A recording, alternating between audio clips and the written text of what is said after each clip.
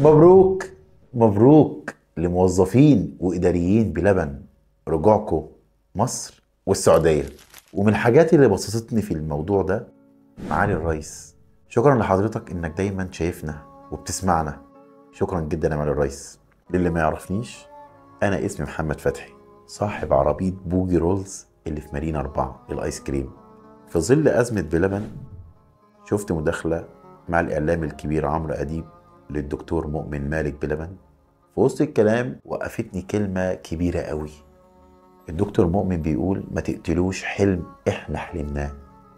الجملة دي زعلتني جدا وحزنتني جدا.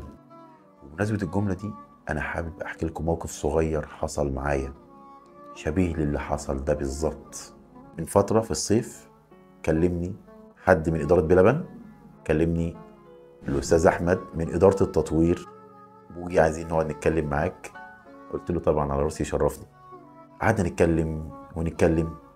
في وسط الكلام قال لي احنا عايزين نشارك بوجي رولز. قلت له يا فندم ده انا شيء يشرفني. قال لي هتبقى انت المسؤول والاول والاخير في اداره التطوير في بلبن في الرول. طبعا فرحت لما كيان كبير زي بلبن يشاركني. قلت له كلام جميل. فقال لي عايزين بوجي رولز معانا في بلبن. انا فهمتها بوجي رولز كزي وهمي وزي بهيج وعم شلتت، ما تتفهمش الا كده. انا عايز بوجي رولز مع بلبن.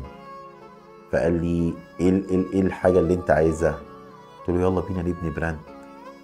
قال لي لا. قلت له لا يعني ايه؟ قال لي انت جوه بلبن نفسه. من هنا كاني لوح تلج وقع عليا، حطمني، هدني بعد الفرحه اللي انا كنت عايشها معاه في الكلام. خلاني انا هنسى اقول له ايه او اتكلم في ايه. فقال لي جوه بلبن هتبقى انت الاول والاخير في الرول. قلت له براند كبير وناجح طبعا ومكسر الدنيا، بس انا عربيه حامد ربنا، عربيه وعندي صبر ايوب. الانسان اللي قدامك ده بيشتغل وهو عنده 10 سنين وعمره ما قال على نعمه ربنا لا. كنت بكسب 4 جنيه بقول الحمد لله، بكسب 100 بقول الحمد لله، ما اكسبش الحمد لله. فقال لي طب انت عايز ايه؟ قلت له لا نعمل، انا قلت زي وهمي او عم شلتت.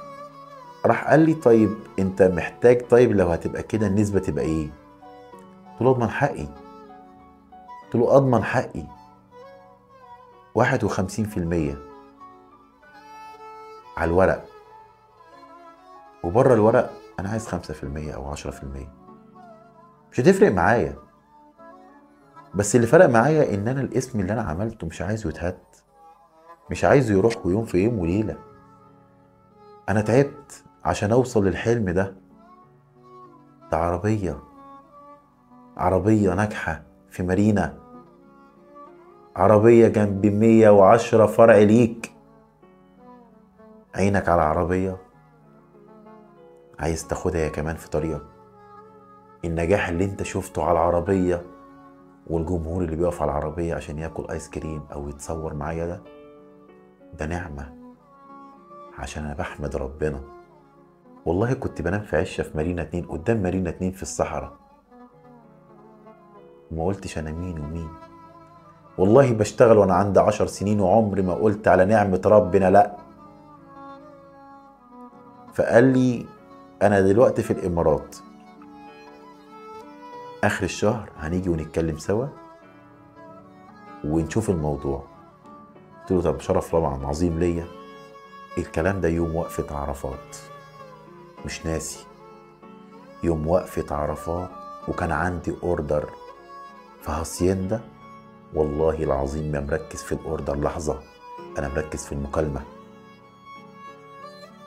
إذ فجأة تاني يوم الاقي رجالته في فرع الشيخ زايد عندي بيسألوا رجالتي دي بتتعمل ازاي وتعملش ازاي. انا مفرقش معايا تلغيه، تلغيني وما اتفقناش على الموضوع ده عادي. اللي زعلني اكتر تبعت رجاله تروح فرع الشيخ زايد عندي وتسال رجالتي واخواتي دي بتتعمل ازاي وتعملش ازاي. ده اللي زعلني قوي، لان دايما عودونا الدكان جنب الدكان والرزق على الرحمن. انت لو اجتهدت وعملتها بنفسك انا مش هتفرق معايا، انما عيب، عيب. ده حتى الرسول صلى الله عليه وسلم قال ادخلوا البيوت من ابوابها مش من الشباك. عايز تسرق حلمي، عايز تسرق مجهودي وتنسبه ليك؟ ده انا راجل غلبان واقف في عربيه ليه؟ طب عملت لك ايه؟ انت كل يوم بتعمل منتج في اللي حلو وفي مش اللي احسن حاجه، بس بتعمل له دعايه تخليه يتباع. جت علينا احنا كغلابه. طب ليه؟ ليه بتنسب كل حاجه ليك؟ ليه مش عايز تخلينا ننجح زيك؟ ليه مش عايز تخلينا نحلم؟ ليه مش عايز تدينا فرصه زي ما انت خدت فرصه 2 و3 و4؟ انت عارف ربنا بيكرمنا عشان خاطر مين؟ انت عارف العربيه مشغله كام واحد؟ انت اول حاجه قلتها انا عندي 25,000. اتكلمت عن ناس برجالتك، فكرت في مرتباتهم. طب عربيه اكيد فيها مرتبات، اكيد في ايجارات، اكيد في ايجارات سكن، اكيد في مواصلات. عربيه بترزق كل ده وفي الاخر عايز تنتسبه ليك؟ ليه يا دكتور؟ انا مش همتش ومرضتش اصطاد زي ما غيري اصطاد، بس لما الفرج جه من عند ربنا حبيت اوصل لك رسالة صغيرة: ما تكسرش وتهد حلم شباب، لان ربنا قادر على كل شيء، ربنا فوق كل شيء. يا دكتور راعي ربنا عشان ربنا يراعيك، وخلي بالك من رجالتك، حافظ على اللي عندك واحمد ربك، غيرك بيتمنى 1% من اللي عندك. شكرا.